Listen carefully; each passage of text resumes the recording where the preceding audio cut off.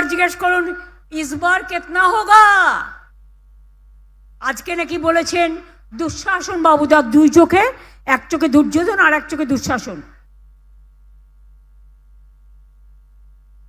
বলেছেন 2/3 পাবো। এখন আর বলতে পারছে না इस बार 200 পার। এবার বলতে হবে এবার তুমি দেশ থেকে বার। বাংলা জিতে তোমাকে দেশ থেকে কি করে তাড়াতে হয়, গণতন্ত্রের মাধ্যমে। বাংলাই পথ দেখাবে, বাংলাই দিশা দেখাবে, বাংলাই সারা ভারতবর্ষ জুড়ে সবাইকে সাহায্য করবে। আমরা ভাঙি তবু মচকাই না, আমরা মাথা উঁচু করে চলি, আমরা চলি সমুখ পানে। কে আমাদের বাঁধবে? রইল বিজেপি পেছুর টানে, কাঁদবে শুধু কাঁদবে।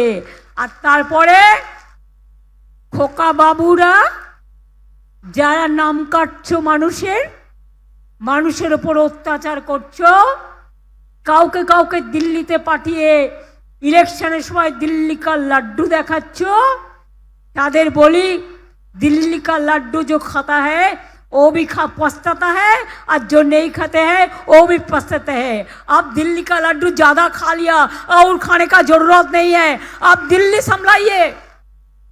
बंगाल को संभालने के लिए आपको माफिक दुराचारी नहीं चाहिए। घुरे बेड़ाচ্ছে আর বলে বেড়াচ্ছে বাংলায় নাকি 1.5 কোটি লোকের নাম বাদ যাবে। কেন? যারা সারা জীবন বাংলায় থেকেছে, বাংলায় তারা ভোটার। আজকে বলছেন মমতা ব্যানার্জি জমি দেয়নি। মমতা ব্যানার্জি জমি না দিলে এই তারকেশ্বর বিষ্ণুপুর লাইন কে করে গেছে? মমতা ব্যানার্জি করে গেছে, আপনি নন। জিজ্ঞেস করুন দুঃশাসন কমরেডদের, ওরা এখন কমরেড হয়ে গেছে। কমরেড না বোমরেড আমি জানি না, মানেটা আমার জানা নেই।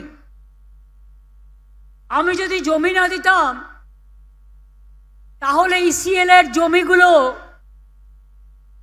কয়লা তুলবার জন্য কোথা থেকে আসতো? রানীগঞ্জে জমি কে দিয়েছে?